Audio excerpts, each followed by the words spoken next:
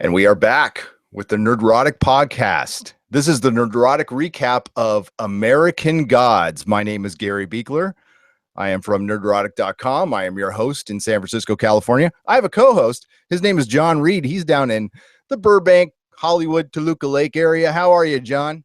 I am great. I've had a great Saturday, man. Like, this show is on at a perfect time in the week to like really get a lot of attention. Oh, it's Sunday. Saturday and Sunday have been Doctor Who yesterday and getting American Gods early today. That's why I felt like Saturday, I think, is I got to watch TV in the afternoon and have it be like this just kind of great new show. So I'm happy. I'm happy. Totally stoked. I was totally stoked to find out the thing had dropped, I guess, last night. So I was able to watch it this morning, watch it at the gym. And it's okay you said Saturday because it's my Saturday because I work on Saturdays. So, it's cool. Yeah. And I'm missing a show on Sunday with no Game of Thrones, no Westworld. So we have a quality Sunday show from Stars, and I fucking love Stars. They do Ash vs. Evil Dead. So and that's probably my secret favorite show in the world. Yep. And I can't wait for it to come back this October, and Dennis and I will be podcasting about it weekly.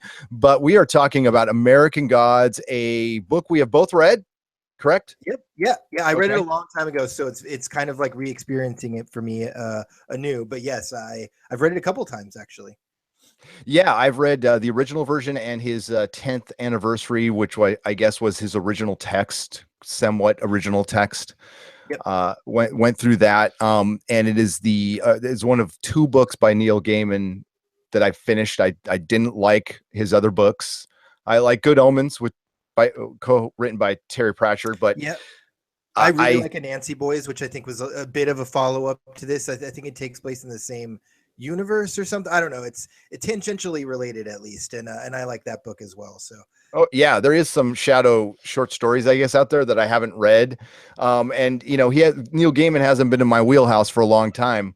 Not the biggest Sandman fan in the world, but I adore books of magic. That is my favorite thing by him. And the first thing I read by him was the Guide to the Hitchhiker's Guide to the Galaxy. He did a book chronicling the radio series way back in the 80s, and I actually I may or may not have nicked that book from a Walden Books, but I may or may not have paid for it. And it's in my, I'm not going to point the camera, but it's in my bookshelf right over there. I still have it. It's one of the things. So great. Had that thing for almost 30 years, and I've read it 50 times. And he's a big Douglas Adams fan, and there is some Douglas Adams in this.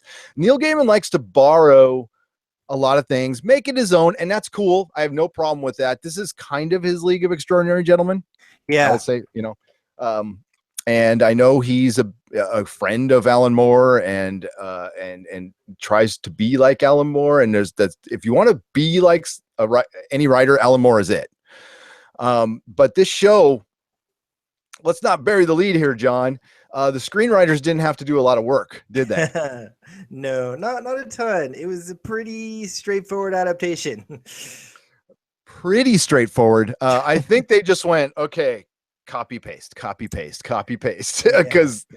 they reordered some things, but man, it was word for word the book, and there's good in that and there's bad in that, and yes, we will be getting into that later. I loved the starting of it though. It was a very cool opening. Freaking great opening and hilarious. Yeah. Just and it's the pincushion arrows was pretty the great. Arrows and the guy just getting feathered with like a couple hundred arrows. Yeah. It's the Vikings. It's one of the coming to America vignettes that they have within the story, which are really great. They help the story move along, because if it was just all Shadow, I don't know. I'm a big fan of the coming. I think they save the book sometimes. I love those stories, and this was my favorite one. Vikings, near and dear to my heart. And I love how they come to America, and this is before Leif Erikson, 100 years before, and they get there and they decide they get feathered with arrows, decide they want to leave immediately, and they go, and this is how we bring one of the old gods to the new world, and one of the first, they're becalmed, so they can't leave, and they carve a wooden Odin. That doesn't work. They gouge their eyes out. That doesn't work. They burn one guy alive. That doesn't work. And then they finally battle and almost kill all. There's only like a few guys left, right? After this, and that's how they're able to leave. But this is all, one of the things that gets lost in this, John, is I guess this is being chronicled by Mr. Ilbis, who is also an old god. But they didn't really tell you his name, and he's the voiceover of this section, and then you don't see him again. Right. So and there's a little bit of this in this episode. It seems like they did try to cram a little bit too much, but it definitely saves itself, because I want, first and foremost, I want to tell you I really enjoyed the episode. Yeah, I want to get general before we get into the specific plot, because there's a lot to like, and I think there's a couple weird aspects of this that I'm worried about, right? So first of all, I think that all of the performances were pretty spot on. I thought that they, like you said, it sounds like a book, not a screenplay. So delivering a lot of this dialogue, I think, was very difficult, and I think that these actors did a pretty damn good job. Especially, I think Shadow. I was worried. He seemed a little stiff from some of the trailers, and even maybe the first couple scenes. But I really liked what we got out of Mr. Shadow, or Shadow, Mr. Moon. So first of all, that's one thing I really liked, were the performances. And then secondly, I think it looked gorgeous. Like, I think that visually it made sense for the story, these visuals. I've had a lot of problems with Legion, which I would say is another kind of pretentious TV show for what it is. It's like, it's a superhero TV show, but it's like one of the more pretentious, and I'm not saying pretentious with a good or a bad, maybe there's a better word for it, but like, artsy kind of Art Nouveau kind of series. And American Gods is kind of similar to that. It's not straightforward actiony or straightforward drama. It's got its own little bent to it. And where sometimes I don't think it worked in tonally for me personally, I think that this is a much better version in that genre of kind of pretentious genre stuff. This I enjoy a lot more than Legion. So those are some of my initial thoughts on it. I don't know. What do you think about it? I agree with you. Not with Legion. Legion is Art Nouveau and surreal, but I like that, and I am very sensitive to pretentious stuff. I get turned off immediately by over pretentious stuff. Because I feel I don't go to entertainment to be preached at by somebody who may or may not have lived a full life. Usually writers don't. That's why they're good writers. Now there's the traveling writers, and then there's the ones who are introverted and create worlds in their head, like George R. R. Martin. Both talented, but don't preach at me, please. I was worried about Ricky Little's performance too, because the trailers and a lot of the trailers were shot, it looks like it was just scenes shot for the trailers. And I wasn't impressed by him at all. Totally impressed by the look of the show. Totally impressed by Ian McShane, who I was worried would mail it in, because he kind of mailed in his Game of Thrones performance and then talked some shit about it. So I don't know how he felt. I was kind of weirded out how he, because he's not big on genre. He's not big on nerds. Okay, he said some very unkind things to Game of Thrones fans, which is fine. That's cool. That's Ian McShane. And as old as he is, this is like an old punk rocker dude. Okay, so I kind of get it. But his performance was phenomenal. Everybody's performance was spot on. And dealing with Neil Gaiman's dialogue, which is incredibly stiff, and people don't talk the way he writes. They just don't. I'll give you an example that I wrote down. When Shadow was talking to Laura, his wife from prison, she was mentioning the weather, and two people who are, locked into conversation after a guy's been in prison 3 years. Yeah, you talk about the weather, the break ice, but she said something, the trees are about to bud. It's going to be beautiful. I'm like, who in the fuck says trees are budding? What I mean, what? And then, I've got a couple other examples that I'll put later. Well, and then also when he finds out, she died, and then the guard behind him's all, it's kind of one of those good news, bad news jokes. I'm all, what's a good news, bad news joke? I've never heard of a good news. I mean, Is it a joke? And then the way the guy delivered it, I mean, the way I heard it in the book was the guy giving him shit. Was the guy going, but you're getting out of prison, but your wife's dead. Tough luck, Beach. Yeah. You know, I was like, why didn't he punch him? Right? Like I would have. Yeah. Well, the guy didn't even deliver it like that in the show. In the show, he's like kind of sympathetic. I'm like, no, that's not how I interpret it from the book. But I mean, just that's little stuff. But it does go down to, I think they, a la Watchmen, relied way too much on book dialogue and should have modernized a few things. Again, just a minor critique of what I thought was a very good show. Right. But they need to modernize it because Neil Gaiman comes from an era in comics where it wasn't, the emotional era of comics kind of came in the mid 2000s. Okay. Before it was just strange writing and it got way more sophisticated, but Neil Gaiman was good for bringing the weird, not super emotional, but weird and intellectual, and he was a pioneer in bringing the intellectual to comics, which was great, but not most, Alan Moore is emotional. Like there's emotional stuff in here. And I think Neil Gaiman kind of lacks that a little bit, not in everything, but in this, what I like about American Gods is the weirdness of it. Yes.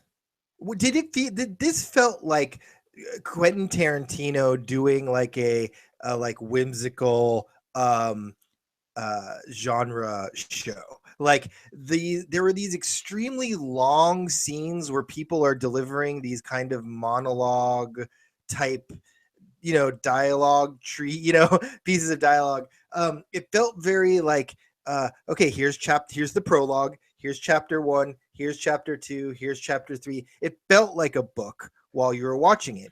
And I think that there's pros and cons to that. I like that it stuck so closely to like a story, like the thread of the story, but it also lost the impact of the overall arc when you feel like each scene is encapsulating one thing and then it moves on to another scene. You kind of lose the thread a little bit, right? Like when these scenes are so long, at least me, like I felt like I was losing the thread of like, what is this even about at a certain point?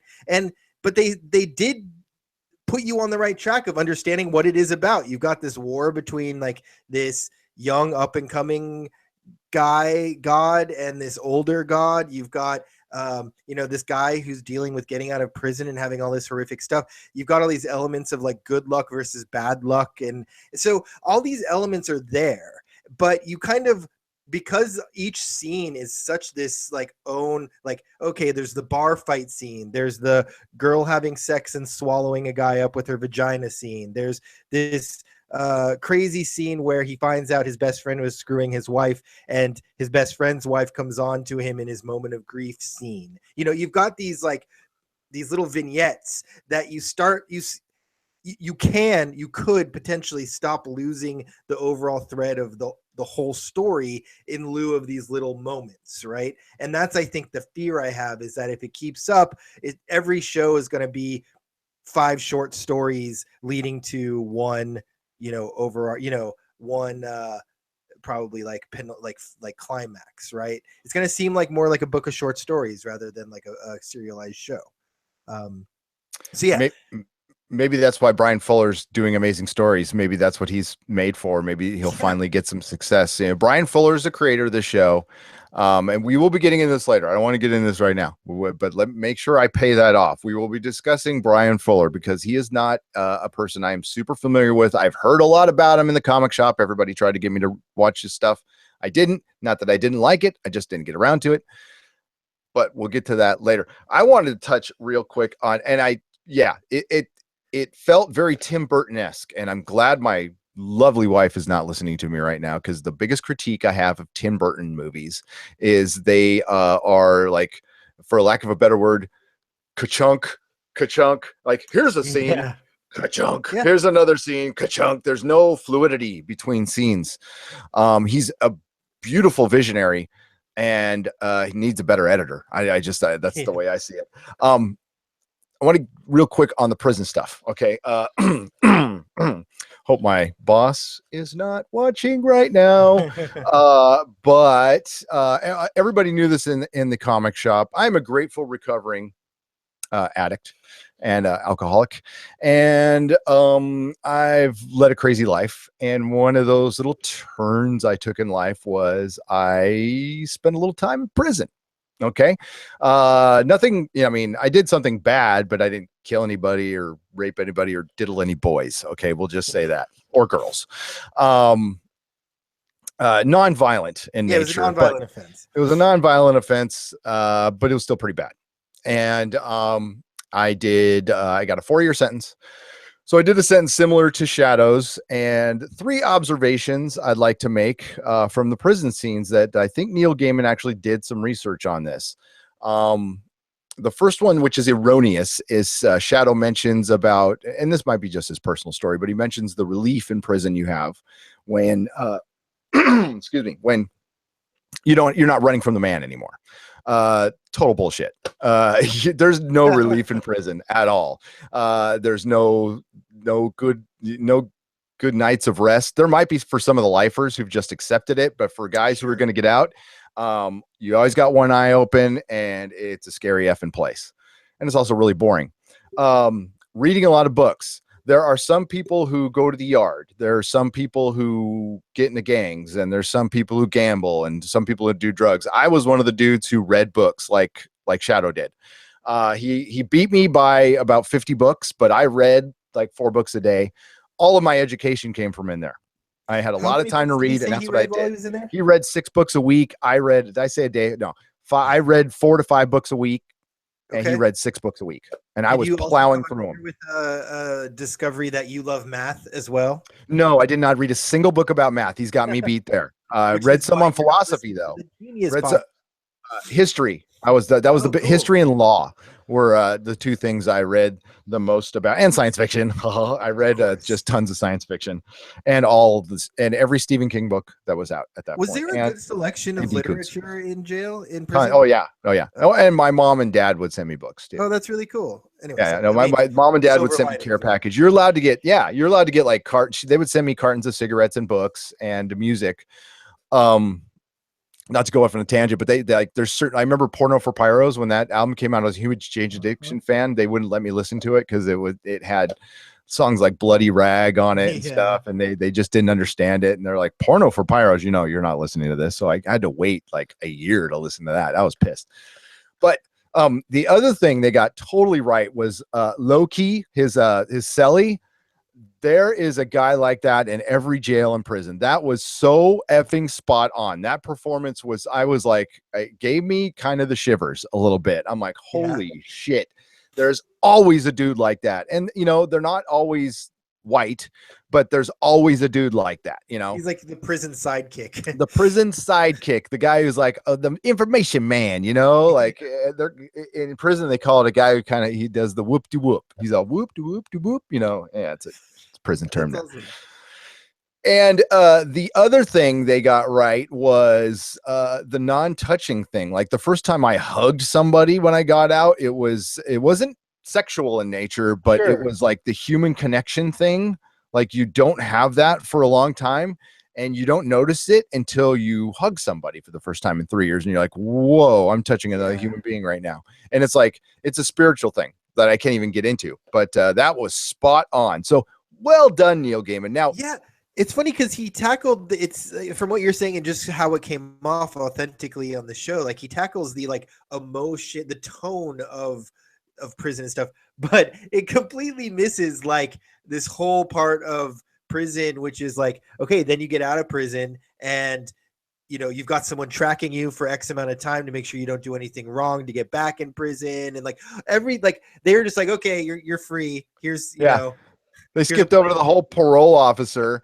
And I had a parole officer who, like, I was so on the straight and narrow when I got out because I ain't never fucking going to that place again. Sure. The guy just thought I was up to something. I remember he always come in. He's like, I'm going to get you this time. And I'm not paraphrasing. That's what he would say when he'd hand me my piss cup. I'm all, no, you're not. No, you're not. And like, I'd piss and it'd be clean. He's like, I'm going to get you, man. I know you're up to something. I know you're up to something. Oh, yeah. He was Rick. But that's okay. He discharged me. It's all good. And that was many, many years ago. God, that was 25 some years ago. So yeah. For those of you guys who watch or don't watch The Good Wife, I guess there is actually later in the season they deal with this. One of the lawyers is in trouble, and he deals with kind of parole type situations where he's under a lot of scrutiny. And those are some of the hardest episodes of TV I've ever had to watch. I highly recommend the show, but if you don't watch the show in general, I think the beginning of the second to last season, is really difficult to watch because you see the skepticism in everybody in the system in dealing with somebody who's been or prison, whether or not they're guilty or not, or a good person or not, doesn't matter to them. There's always a skepticism about everything everyone is doing, that character was doing. And it was really difficult. Like no one gives anyone the benefit of the doubt in that system. And it's crazy. It's difficult. It's very, because you can't, because if you do, there's so many gamers in there. You know what I mean? Yeah. It's hard. I'm happy though that we skipped over that aspect of it in this show. So but it's hardcore. You know what I mean? I'll never forget the day I got discharged was like as good as the day I walked out. I remember the day I discharged, my parole officer was like, okay, first thing you should do is leave. Because you got 2 strikes, and this is the 3-strike state. You could, if you accidentally steal something, you could literally go to life, like 25 years to life. And this is before they have now they can knock that out. But at the time, it was crazy and a little scary. That's tying it back to the show, though. Hold on, tying it back to the show. We don't know really what Shadow did. We know that he got imprisoned for assault. But we don't know the story of how he landed in prison in the first place. Do you think that's going to be an aspect of this story for the show, for this limited series run we have for American Gods? Like, do you think we're going to get into that? Is that a mystery anyone cares about? Like, I just thought it was interesting that. I think they will. Story. Whatever or I know about Fuller, I think they will close some loopholes that even Neil Gaiman has left. Right now, so I'm watching this show having read the book, so I'm fully satisfied, and I'm really curious to see what people think who haven't read the book, because the first thing I'd be wondering is why Shadow? Yeah. What's so big about Shadow? There's just this random guy, and a god needs a bodyguard. That's one of the notes I have down is, why does a god need a bodyguard? There actually is a reason, and I'm not going to spoil it now, but it's. Yeah, well, what's interesting is in the beginning to the book, if you read the 10th anniversary edition, there's a preamble by Neil Gaiman, which is I usually hate these things and I skip over them because they're just pretentious and like self-gratifying. But he actually gets into like why he wrote the book, and it was when he first moved to America in '92, right around Sandman and stuff. And there's a very loose connection to my comic store with Neil Gaiman, because one of the guys who backed him originally was Brian Hibbs, who bought my comic store. And he was one of the first guys who like brought him in the sign. So yeah, Brian Hibbs was like, really cool. A little bit, behind getting the whole Sandman thing. He's the one who noticed it kind of first. He's, one. So there's also actually a Neil Gaiman tie between you and I, Gary, because do you remember the comic book I went in? So we met when you owned the comic shop. Do you remember what book I was looking for? 1602. Yeah, exactly. So I came into your store looking for issues of 1602, which was a Marvel Gaiman comic book series, which I still love to this day. But also introduce the two of each other to each other. It's the reason we're friends and we're on this podcast. So he gets into why he wrote this book, and it was basically it sounded like an excuse for him to travel. And just to live the life of Neil Gaiman. It's like, I'm going to write a book and I'm just going to drive around America, and that's where the vignette thing comes in, because he drove around America, and it's good and it's bad that he decided to write a book about America without ever seeing it before. And this is all first impressions.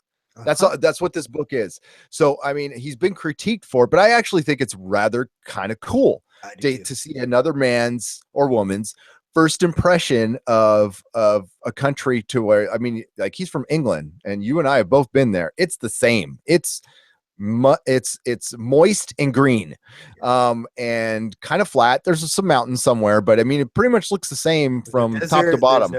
There's no desert. So this country must look like a different planet to them. And we take for granted, like, especially being on the West Coast, and we have like epic landscapes, just epic landscapes.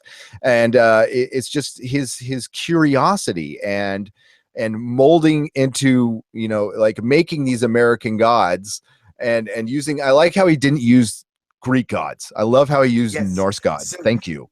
Here's something interesting here. Rick Riordan wrote Percy Jackson and the Olympians. He's another person who's from the UK. And the first book in that series is the exact same fucking thing, where he comes, it's where a character learns that gods are real, that the Greek gods and then in later books Roman gods are real, and they go on basically a quest, a road trip across the America and meet all of the gods that are living in the United States. That's what that first book really is. And I just think it's so funny that we have this young adult version of American gods, and it's like the war between the gods and the Titans, whereas this is the war between the new gods and the old gods. And I just think it's so funny that we have this young adult version that's runs parallel to this Neil Gaiman book, and I like them both for very different reasons. But you're right, these vignettes are so cool because they tie a character and a god to like an American locale and essence. So we've got Loki in jail. We've got we don't know where the black chick god, I forget. Bilques. Yes. Bilquis. We get Bilquis. Sorry. We get that introduction, and it's got its own tone to it. Bilquis. And then we get the leprechaun introduction, and we get the tone of that. And we get the Mr. Wednesday introduction with him conning his way onto the airplane at the airport. So I love that we get in each location that we go, in each vignette, a character that's tied to it based on the essence of that character in that place in that time. And it works really, really, really well. Really well. Until it doesn't. Like I'm worried. That's the thing, is I loved this episode, but if it's going to be 10 or whatever episodes of this every time, I think it might get a little old. I don't know. I don't think it's going to be that, but there is a worry in me that Brian Fuller is going to F me over on this. Well, it's kind of disappointing. It's only 8 episodes. I think this would have been better served as 10. I mean, it's not the longest book in the world. And the Bilquis scene is one of the most delicious scenes in the book and the show. I don't know if I understand the reasoning for dropping that in the first one, for shock factor, but for story factor, that was a long scene, and it's a great scene, and it was done well. And I like how they updated it a little bit, because the guy in the book who gets sucked up a vagina is kind of a scumbag, and this was kind of just a nice dad who got sad dude. He's a sad dude who got sucked up a vagina. Okay, and then I'm gonna get into my tangent here, because in preparing for this show, which I actually did, I watched a lot of 2 hours of Brian Fuller interviews, because I didn't know much about the guy. So I wanted to hear about, where he comes from, what other shows he's done and stuff. And there's a behind the scenes that's actually with your video. If you watch it on Amazon Prime, they mention this. They're talking about the Bilquis scene and the making of it. And he says something really weird. He says it's a sexually empowering scene. And I'm like, what? Swallowing. Okay. What? And then on the flip side, no, Brian Fuller says, "Oh, I love this scene because it was sexually empowering for a woman, and it was a horror show for a white male." And I'm like, okay, for one, I don't get how it's sexually empowering to need a man to worship you and then to swallow him in your vagina. You're just hungry. That's not sexually empowering. Okay, but you still need a man. And being a horror show for a white guy, I totally disagree. You know what a horror show is? Dying of cancer, crashing in a plane. If I get eaten by a vagina, I'm calling that a good death. Yeah, not having sex with a gorgeous black woman would be a horror show. Exactly, right? So I don't know, man. Dying a virgin, that is a horror show for a white man. A horror show to some is a good time to others. You know what I'm saying? So, Totally. but other than that, I love the scene, but I just, Yeah. I didn't get the whole sexually empowering thing. I'm like, really? That's The weird. I think he director's just wanted to fingers. throw it out there to Yeah, sound, I throw his totally virtue get it. Yeah. signaling out or whatever. I don't know. So let's do this. This is kind of a fun episode to discuss because we're gonna have tangents as we go along. But like I was saying before, each vignette introduced a different character. So let's just go character by character, say what we think of them, and then talk about that little vignette, right? So like, Cool. we talked about the prologue a little bit.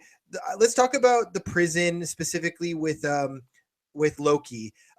I'm I'm acting as if I mean, I've read the books, but I don't remember them very well. So if I say something that's accidentally a spoiler, I apologize because I honestly don't remember what happens in this book. Well, can I interject really Yeah. quick here? I'm sorry and I apologize to interrupt, but if you're new to the show, we spoil the crap out of everything, and I Yes. apologize, but we just assume that you're watching us as kind of a post game show, like you've already seen the game. So, and yeah, we're going to try not to spoil the books, and I think that's what you were talking about. Yes, that's what I'm talking about. So for when we do Game of Thrones, we try not to spoil anything after the episode that we're watching from the book material, but we will do a spoiler section at the end of the episode to talk about speculation and what we think, so we'll let you know when we are giving you actual spoilers that we know are spoilers. Otherwise, it's speculation and you can treat it as such. So Loki, I've loved this character actor pair, and I'm hoping to see as much of him as possible in this series because he plays off of Shadow, who's this kind of intimidating force, and this Loki. Shadow's such a he's intimidating. He's kind of stiff. He doesn't know what he's getting himself into. Where Loki is the guy who seemingly knows what he's getting into, but is a little bit off, right? And so I love the pair together, and I hope we get as much of that pair as possible in this show. What did you think? What did you think of Loki and the prison and all of that, aside from the initial stuff we've already kind of gone over with your experience? Just for an example of the kind of how they really nailed this kind of character in prison with Loki. For one, this just another great version of Loki on screen. By the way, just a delicious character. Yes. Is when he's telling the story of Johnny Larch that Shadow is flashing back at when he's at the airport and having a problem getting his ticket, and he tells this story. Of Johnny Larch, who, was in prison for 5 years and got out and got in a fight with somebody over a ticket and ended up right back in prison. And he told it much better. Don't and then fuck with the bitches at the airport. Yeah. And then Shadow's was trying to make some psychological, the construct of a prison, and Loki's all, no, don't fuck with the bitches at an airport. I mean, that's prison philosophy right there. It nails it, and I love he put the screws upwards, by the way, while he's building a birdhouse, and this is why I love film and TV and stuff. The visual meaning of putting screws facing upward when you're talking about not fucking with the bitches at the airport. Just little stuff like that I like. So I thought, no, that was he was one of my favorite characters. I thought I'm sorry, I don't have the actor's name right now, did a fantastic job. So yeah, Loki Lysmith is the character. Loki's the god. The Loki, the god, is the Norse god of mischief and trickery, as I think a lot of us know by this point. So again, speculation. And he's not a frost giant. Yeah, exactly. We don't know why Shadow is part of this world. He didn't seem to ask to be part of this world. It kind of came looking for him, and you got to think it stems to Loki, right? He's the trickster. He's mischief and stuff, and we find out that Shadow's got just terrible luck, and that's his thing. And he can do tricks with coins, but he's like, I don't want to work for somebody even more unlucky than I am at one point. And so we know he just has just awful luck. And I think this may be Loki trying to help a friend out and put him on a path where that can be mitigated in some way, or maybe make it worse. Who knows? But it has to stem from Loki, in my opinion. So I'll be curious to see if that's true. Yeah, I think it does. What led Loki to pick him? I mean, is there something godlike about Shadow? I mean, that's the question out there. Is there something He Titan-like? Is looks, he, aside from looking like Adonis, yeah, he's a good looking man. he is a pretty man. Yeah, Good jaw. the trailers I don't think did him justice to what he, the presence he has on the actual show. Yeah. No, he Uh, had good charisma, and that's what I was. A lot of these yeah. guys who are model slash actors, they get on there and they are just, you can tell there's nothing inside. Now this guy's got chops. He's got chops for sure. So now let's talk a little bit about Mr. Wednesday. So this is there are spoilers here that I am not going to give away that I actually remember. But Mr. Wednesday, we meet him scamming his way onto an airplane, which was kind of funny. And then he ends up in first class. And we find that Shadow actually has a bit of good luck in this moment, and he gets a free upgrade because his seat was double booked. Clearly, this wasn't United, or he would have been punched in the face and dragged off the plane. Yeah, he gets treated a little bit nicer than that. He gets a seat in first class, and he gets to talk to Mr. Wednesday, who offers him a job. So this actor, this performance, Mr. Wednesday, I really, really like him. But look, if it's going to be a buddy cop show, not a buddy, like a buddy adventure show, I would prefer it to be Loki and Shadow, but and with like Mr. Wednesday being like a looming presence over the whole thing. But I did think that this character actor pair was like just phenomenal. So look, so far for me, the acting, they haven't gone not one of these characters seems out of place with their acting pair. So yeah, I love it.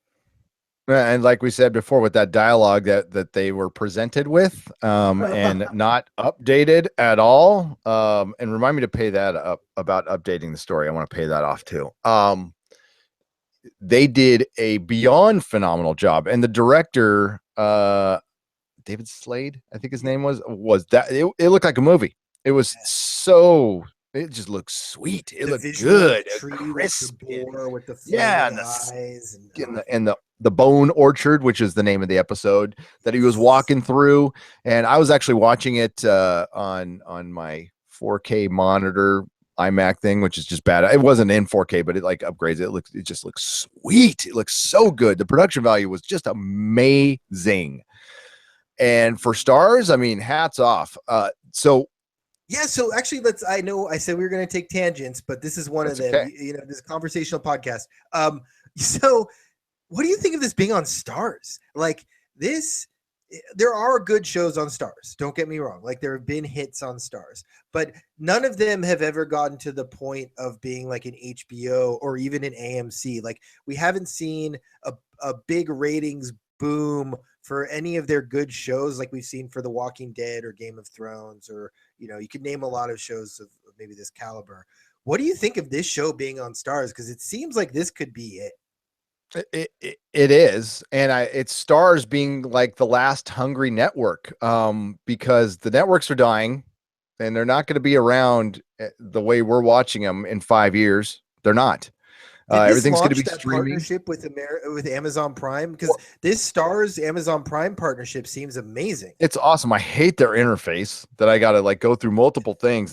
Amazon Prime just needs to work on that, okay? Because like you need to make it look different than your shopping website, okay? And then I don't want to go through 5 clicks. Yeah, I'm sounding like a lazy effing American right now, but god damn it, I am. So yeah, no, but I mean, once you get to Prime, it's awesome.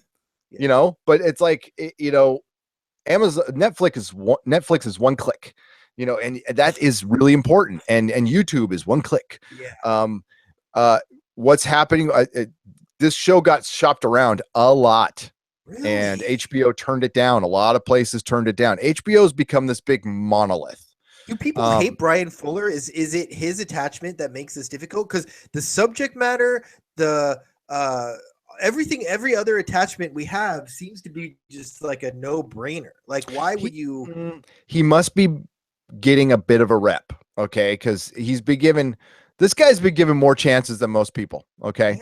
Yeah. He's had 4 failed shows. Hannibal, I did not see. I heard it's good. but he plays to a very specific audience, and his shows have not lasted more than 2, except for Hannibal, 2 seasons. And he all of his mileage is he was a DS9 writer, which was a very good series. Love Star Trek DS9. But dude, he just left Star Trek. Like, they gave him the keys to the kingdom and he gave them up.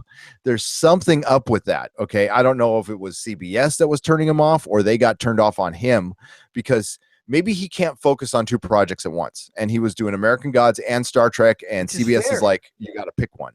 Totally fair. Star Trek says the problems with Star Trek. I think what's going on with Star Trek is, and this is maybe its own podcast, but I think what's going on with Star Trek is they've got this cast, and the cast has all these other commitments, and they're trying to film this show, and the studio's demanding that they work with specific actors who don't have time to do the show, and so the production schedule is just a nightmare, and it never ends up getting shot. And I think that if you're any creator or showrunner or director, you're going to have a problem with not having your cast there to film your show ever, right? Why are they so, oh my God, this is I don't want to get on this. I'm going to plug this right now. I have a notebook right here that I put future videos in. And I think my first video I wrote down is Star Trek. What the fuck? Star Trek Discovery WTF. I am so pissed on like how they've treated Star Trek, but yeah, why are they stuck on specific actors? Yeah. I think he was given a decision, and he was so far into American Gods and not that far into Star Trek. It was the obvious choice. I think it's actually, for Brian Fuller, wise choice. Because I'm not thinking highly of Star Trek Discovery right now. And what I just saw of American Gods, like Stars has their second big show, next to Ash, which is the greatest thing ever. But so I want to transition here a little bit. Mad Sweeney, fuck man, like that might have been my favorite thing in the show. Like that bar fight with Mad Sweeney. Like, hey, I'm Electricon. Oh, you must be tall. You're kind of tall to be Electricon. That was ripped right out of the book too. That whole dialogue tree essentially was ripped right out of the book.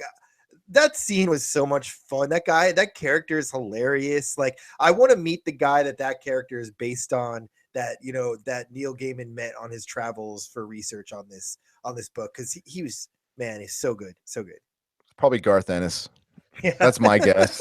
It's Garth Ennis, a drinking, angry Irish guy. Well, that could be any Irish guy. Sorry, Irish guys.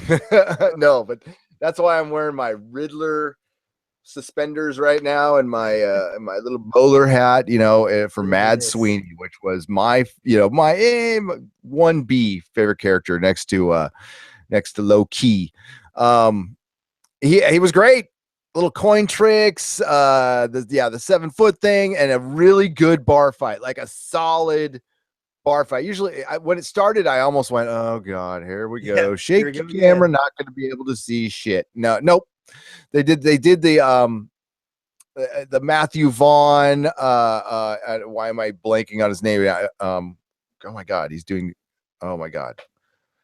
Guy Ritchie. Thank you. They did the Guy Ritchie fighting thing, which was really cool. So, like where they shoot it like 60 frames per second. So it's super clear or more or higher. I don't know for sure, but it was really fucking good. Really good. Yeah. So, Matt Sweeney, and then, and let's talk a little bit about this, because I think there's some speculation here. That high-tech young god character. I know who it is. I remember it from the book. I don't know if we should give it the name or not, or if it's the name was on. If you were watching the Stars app and you mouse over, they give you the name of the character and the actor and his bio and everything. So that was Technical Boy. Yeah, so Technical Boy. What a cool fucking, like, maybe bad guy, at least at odds with Mr. Wednesday. I loved that whole scene where he puts on the VR set and then like he goes back and he's getting beat up, and that whole thing was just so cool to have in this very like swampy feeling show up until that point. I don't know. What did you think? Did it work for you? I need to go back and look at the trailer. Okay, it totally worked for me, but it was very Matrix and it was a little dated. Okay. It was a little dated because you're calling him Technical Boy, and I'll just talk about this right now. One of the things about this is we're supposed to have modern gods, but I'm feeling like these gods are a little dated already. And that's something he could, like, he's talking about maybe doing a sequel, and he should really do like the gods changing super fast in America. Because like you can't just have Technical Boy. Okay, you have Technical Boy, but it doesn't reference cell phones at all. And the internet should be its own god. And you could make the internet god like a 4chan guy, you know, doing a scree or something like that. And then we could have the god of cell phones. And then there's, you know, there is going to be another god, you know, there is another god that deals with entertainment and stuff, but I think there totally should have been a god of Hollywood, you know, so I mean, but that can go down the road. But this particular thing worked great, and but it felt very Matrixy. But there was also a scene where he's out of the limousine and he's getting beat up by look like Droogies from Clockwork Orange. But I could have sworn in the trailer it looked like football players were beating him up. Maybe I'm seeing things. I thought it was guys in the trailer and check it out. Yeah, I could have sworn it was guys in football uniforms beating him up. He gets beat up by football players too in the show. Maybe it's later on. Yeah, maybe you get. Yeah, because he can change them. Obviously, maybe I was just seeing things. I don't know. So, but this character is one of the. Correct me if I'm wrong, but this character is supposed to be like a fat, ugly, like basement dweller piece of shit, right? Not like a cool, trendy, like nerd, like hackers are cool now kid, right? Yep. So that is a modernization. Why do you think they changed that? Do you think just for visual effect, or absolutely for visual effect? Not for politics anyway. No. I think they did it for visual and fashion. Brian Fuller is really into fashion. As a matter of fact, I noticed like over the years, he's starting to look more and more like Charles Nelson Riley. If anybody disagrees with me, put two pictures of them together. They look fucking alike, especially with those big old glasses. And I'm somebody who knows about big old glasses. I think, yes, it's TV, man. Let's be honest. You got to be sexy. Okay. And this is like your big bad or one of your big bads. I think it would have been more realistic to make it a basement dweller, or do you think they didn't want to do that for stereotypical reasons? Yeah, I was thinking that maybe they did it because they thought that it was a passé concept of people who like they don't want to come off as being like people who spend their life bettering themselves by learning how to code and hack and learn about computers. Like that's inherently a bad thing for like people who, you know, can't get out of their bed to work out and eat right. You know, like I think they were trying to maybe get away from that stereotype.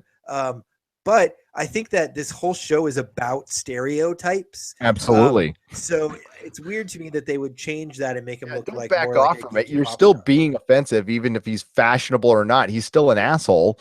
You know, he's having him beat.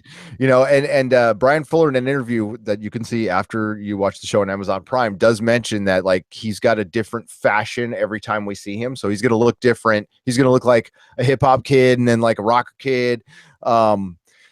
I think that's a good modernization of it, and also a good way to get a good way to explain away the fact that they weren't gonna cast an overweight dumpy guy. They want to go for sexy.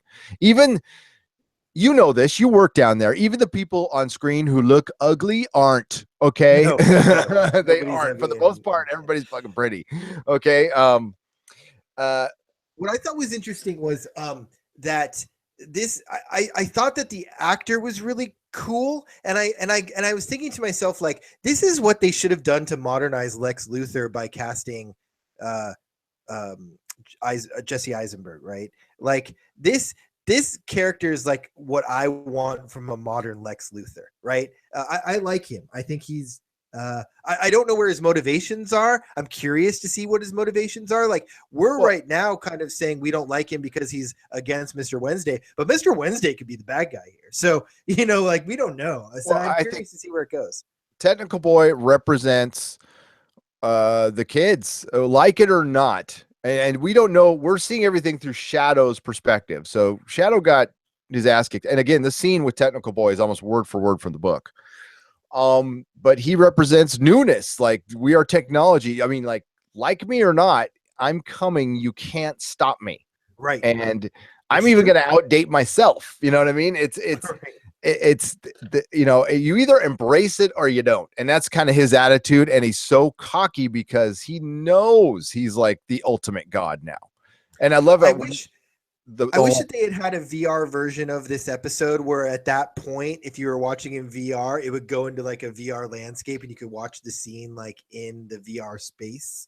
That'd be awesome. They could have done some cool stuff with that. Like that would have been neat to like have a version that did that. I need to be talking to some people at the studio. Yeah, that would have been a great little promo that you could have done afterwards. Like watch this, like you just said, watch the scene in VR and here's your phone or whatever. And here's the thing, because they offered a VR promotion with Rogue One. You could buy a People magazine. They gave you the little plastic or the little cardboard box where you could VR some spaceships and stuff.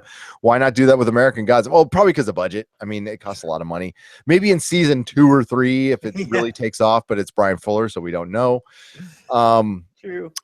But maybe Brian Fuller, I think Stars is a good place for him. Do you think they'll continue the story past the book if it goes well enough? Yes, that's their intention. Interesting. Yeah. So is Neil Gaiman going to be involved in that storytelling? Yes, there was a big article interviewing him, post on the internet, a blog, and talking about how he's going to go very Game of Thrones and J.K. Rowling. He's going to he's going to give them snippets to where they can go where they want to go, but it's not going to spoil his book that he has not written yet and probably won't. But probably won't. No, why Gaiman is such a big defender of George R. R. Martin. And by the way, I totally agree with both of them. They owe I don't feel like they owe us anything, even though I've spent hundreds of dollars in Game of Thrones stuff. That was my decision to buy his stuff. He owes me nothing. He doesn't have to get that book out when I want it. He gets that book out when it's his shit. He wrote a great article. George R. R. Martin is not your bitch. Neil Gaiman did. And I agree with it 100%. It's very controversial because there's a lot of fans who take ownership into stuff and they think they actually own it. And I can understand that point of view. I really do, but it's not a realistic one and it's not an adult one. Okay. Sure. This is entertainment that these guys can write at their leisure. It is not important. This isn't a heart surgery he's putting off. It is a book. And George R. R. Martin and Neil Gaiman devoted their lives to writing and they deserve to enjoy their lives. Sure. So that's it. That's it. Yeah, that's their job, just like we all have jobs. Yeah. I'm astounded at some of these authors who can put out like 2 young adult novels a year, 2 or 3 a year in different series and be writing different series at the same time. Like it's crazy to me that you can, like, a lot of people work their whole lifetimes on their novel. And, like there are guys out there writing pretty, like average young adult series who put them out like twice a year. It's nuts. Well, people get burned out. I'll give you a confession right now. Like George R. R. Martin did spit out the first 3 Song of Ice and Fire books quick. Neil Gaiman did a 72 issue comic series. You know how freaking hard that is? That's like writing a 10 books. Okay. I did a comic shop for 10 years. You know what? I got tired. I got burnt. I got burned out, dude. I mean, it was the same thing in and out every day. And yeah, it's a rad job. And I don't mean to sound ungrateful. I was grateful for every moment I was in that. And, but I needed a break, bro. And maybe that's what they need. I don't know. One last thing before we go into our spoiler talk and talk about kind of book stuff. Let's talk about this scene with his wife's best friend / I got notes on that. Yeah. So first of all, she's the one who reveals to him that their significant others, their husbands and wives were having an affair with each other, and that his wife died giving oral sex to her husband, and she wants to have revenge sex on their grave after the funeral. What did you like? That was again, a lot of that was lifted straight from the book, but man, that was such a great 15 minutes of TV. Crazy. Shadow is a better man than me. That is for sure. I would not have said no. I would have. I love how she peed on his grave. And she's all, that's not enough. I want him to see it. And your wife died with my husband's cock in her mouth. And I just could not help but think of World According to Garp. I don't know if you've ever seen World According to Garp. Oh, well, there's a scene. It's got Robin Williams. It's a very weird movie. One of the best scenes in it, a plane crashes into a house right before Robin Williams' character is going to buy it. He's all, I'll take it. That's never going to happen again. But there's a scene in there where somebody's giving head and the car crashes and they bite a dick off. So yes, he lifted that from World According to Garb. Nice. Horrible way to go. And I love the turning the guy pining for his wife being out of prison and she died and she's going to be, it's like the anti-superhero thing. Like, my father died or my kid died or my wife died and that's going to make me do my battle. Nope. His wife died with his friend's dick in her mouth and she's kind of a biatch. Yep. Yeah, totally. And then we get this crazy reveal. If you want to fix that, go for it. Okay. Then we get this crazy, actually, this will lead us into the spoiler section. So if you don't want to hear spoilers, tune out now. And we'll see you next week when we cover episode 2. You can head over to the website. It's nerdrotic.com. You can find all of our stuff there, all of our podcasts, all of the articles we write, all of the videos at the bottom of the page. You can also please subscribe to us on iTunes. We're Nerdrotic Podcast. You can search for us there. Please leave us a star review. A star rating or a review. It helps us a lot to move up the search rankings on iTunes. You can follow me at John Reed, JONREED 16 on Twitter. You can follow Gary at Nerdrotics with an S. You can follow our other co-host Dennis at DeForce, and you can follow the First Lady of Nerdrotic at Agent Bossy Boots. Please check us out on Instagram. We're doing a lot of stuff there as well. And and if you're watching us, if you're not watching us live or you're listening, you can also see the Nerdrotic channel on YouTube for all of the video content we have. It's all separated into different shows. We've got a lot over there. So check us out however you like. But the most important thing is if you can give us views on our website at nerdrotic.com, it does us a lot of good. So let's move into spoilers, Gary. I wanted to transition from this funeral scene because we see the coin that he throws onto his wife's grave sink into the dirt. And I have a feeling this is going to have some major consequences in the story. And you may remember the book better than I. So is there anything you can go into here? I don't want to spoil some of the bigger stuff coming up, but I wanted to talk about what this means for the story. Well, he got the coin from Mad Sweeney. It's a real gold coin. Yep. That's all I'll go into. We see the coin sink. I think it's pretty obvious to everybody what's going to happen, especially if you read the book. But we're going to see a lot more of Laura Moon. She's been cast. She's played by Emily Browning from Sucker Punch, a movie I saw. We saw her times. in the vision he had of her laying in bed when she said goodnight to him for the last time. But when I see Emily Browning's face, I just get PTSD because I pre-mastered that thing and watched Sucker Punch like way too much time. Not to sound insensitive about PTSD, but fucking A. By the way, that we need to review the video to see if a ghost walked by, because that was a light falling down that was totally sturdy. And I wasn't like jumping around or anything, and it just fell over. So maybe Neil Gaiman's ghost, is here visiting us.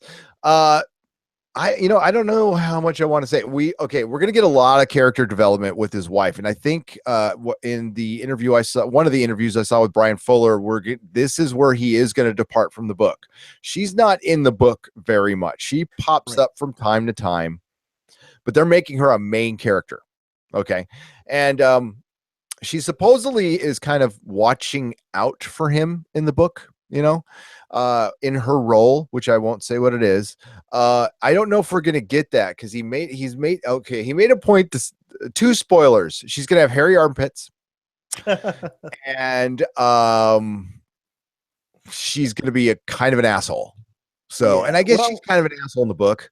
She's already kind of an asshole. For what she did, but her attitude after she's dead in the book, she may come back a little different. Yeah. They're saying it's going to be the same when she's alive. She doesn't have a lot of feeling. She doesn't care. She's very a matter of fact about everything. Sure. Kind of like Anya from Buffy. Yes, except not as charming. Yeah. But Anya was my favorite character, so I don't know. So upset how she died. Oh, tragic. But yeah, where that's gonna go, I hope to see that fleshed out a little more. I love the fact that like it really gets you thinking, especially you're in a relationship. I've been married a couple times. Imagining your wife coming back from the dead and you make out with her and you still feel like it. What do you say? Mothballs and bile or something like that. It's like, would you make out with her again because she's your wife, or would you be all, she's dead? So, yeah, they deal with that pretty good because Shadow did love her, and even in the show, he's pissed at her over the grave. But after he's done being pissed, and right before Audrey comes by, he says he's not literally pissing on her. No, he's pissed at her. Yeah, no, he's not. No, not yet. Anyway, unless they might have done that kind of thing when they were alive. But that's a different show. That's a different show. Oh, sorry. Yeah. I think I look forward to that. I mean, you could see in some of the trailers, there's a scene of her walking up the street with like her arm in her hand and stuff. So, and the one thing Brian Fuller does bring is like the death and the gore. Yes. Like hardcore, especially with the very end of the episode and there's just bodies shredded. Yes. I didn't know what that was about. I was a little confused about that, but we'll see. Can we also talk a little bit about the horrible theme song? I mean, the music for the show is good, but I didn't love the music for the show. Actually, that was a criticism I actually wanted to get to. It felt too on the nose to me, and it felt too similar throughout. So that and it was loud. It was like very prevalent. Loud. Yeah, the theme song is just super loud and noisy, and there's people making grunts in it, and I'm like, what's the deal with that? I mean, I don't, it must have been some of Brian Fuller's friends or something like that. It's kind of like if you made something like Ken would do all your music. Yeah, that's true. It's true. But Ken's good. That's the difference. Yeah, Ken is you good. can do different genres a little bit better. So yeah, anything else before we go for the week, Gary? Oh, one of my favorite quotes. I gotta say this. When Mr. Wednesday is driving him back after he got in a fight with Mad Sweeney, it's not every day. Mr. Wednesday is all you got to get ready. It's not every day a man gets to bury his wife. I'm just like, that was a good line. Thank you. I actually thought about that a couple of times. I was like, gets to bury his. This is interesting. Yeah, for sure. I also want to talk briefly about like Neil Gaiman. With Brian Fuller and Neil Gaiman, we're almost getting a double entendre of pretentiousness. Now, I love Neil Gaiman, but he loves himself, and that's cool. You got to have an ego in Hollywood. I understand that. And he does seem like a nice man. He does. But when you say a quote like this about your own show, this put me in a particularly rage because I have a strong aversion to people thinking their own work is important. I don't like the word important being associated with art. Okay. Because just in my world, in my worldview, important is water. Important is food. Important is loving your kids. Important is getting up and going to work. A piece of art is wonderful, beautiful. The world needs it. I understand the need for art and culture. It makes us what we are. But if the zombie apocalypse happens, do you think a Neil Gaiman story is going to be important? No. Okay. So his quote was, I would, and it's concerning like how topical, I guess, the themes are. How relevant the story is. Right? How relevant it is, I guess. And he said, I would rather have some of the politics and importance taken away for a safer world to live in. Now, I agree with that statement. I would love to be in a safer world, and I would love to some of the politics to be taken away. But I underline the word importance. He did it. He called it. He referenced his own work as important. Okay, This is a damn good story. It is a damn good book, and I was a damn good episode. But it's not important. I mean, I wouldn't even put it in the realm of like, there are some stories out there like the original Roots. I would consider that kind of important because it taught me about slavery when they weren't teaching it in school. So that's kind of an important show. Okay, I'll throw that one out there. American Gods ain't Roots. Okay, it's good, but it's no more important than Ash versus Evil Dead. Okay. No. We're confusing. I think that there's just this confusion between like important and relevant or topical or and maybe he was misquoted. So I think that I wish that this weren't so prophetic. I wish that this story wasn't as prophetic as it ends up being, or as relevant to what's going on as it is. I think is maybe what he should have said. I'll also argue the relevance part. I mean, other than there's an immigration issue in this country. Yeah. But I mean, the stories of the immigrants coming over here don't really relate, other than it's immigrants coming over to America. Right. Other than that, it's like, Well, I'm interested to see what his take is. There is relevance in some stuff, though. There is. Wasn't particularly relevant. It did not get into the criminal justice system and what's good and bad about it. It did, there's nothing about what it could have been dealing with. There are topics that it skirted in this episode. So I'm curious to see where the relevance comes into play, because this particular episode seemed to take place in a time in and of itself, kind of separate from what we're dealing with, and all we got was like a vague allusion to like progress versus conservatism with like the old gods and the new gods. But other than that, we didn't get a ton of maybe the divorce rate is too high. There's too many people getting killed by giving blowjobs in cars. Like, I don't know what the important statement this episode had to say, but where was Shadow's dad? Yeah. Now that I'm a dad, I'm kind of, I just noticed that, so I'm not sensitive to it, but I noticed that there's just a ton of shit has no dads or the parents are divorced. Is there any happily married couples out there in La La Land? Totally. There must not be. I mean, that's okay. That's what makes good artists and actors is pain. It's a fact. It is a fact. But yeah. So I agree with you, but I am curious to see like where, like if they're saying, like, I understand, I know what the story is. I'm curious to see how Fuller adapts the story to show its relevance to today. So I'm curious. Can I ask you what is your take on Bryan Fuller? Oh, I hate Bryan Fuller. I've never enjoyed any of his shows. This is the only one that I've gotten. Like, I enjoyed this episode of television, and I think it has more to do with how much they stuck to the source material, and that Bryan Fuller is pretty good at showing us like a theory, like whimsy and grunge kind of mixed together in a TV show, right? So tonally, I think Bryan Fuller brings something interesting, and story-wise, I think Neil Gaiman brings something interesting. I think that there's a lack of understanding of how good dialogue in TV works between the two of them. So I hope that it maintains at least this level of enjoyment, even though I thought the dialogue was a lot of it was ripped straight from the books, and it doesn't sound perfect for the medium. But this was the best episode of Bryan Fuller, or the best thing this is Bryan Fuller at his best, I guess. So I'm just kind of crossing my fingers that it stays this way. I never had a desire to watch Hannibal. I thought Pushing Daisies was super pretentious, and I really like I enjoyed Dead Like Me more than I enjoyed Pushing Daisies. I know that they're different, but they're kind of similar shows at the same time.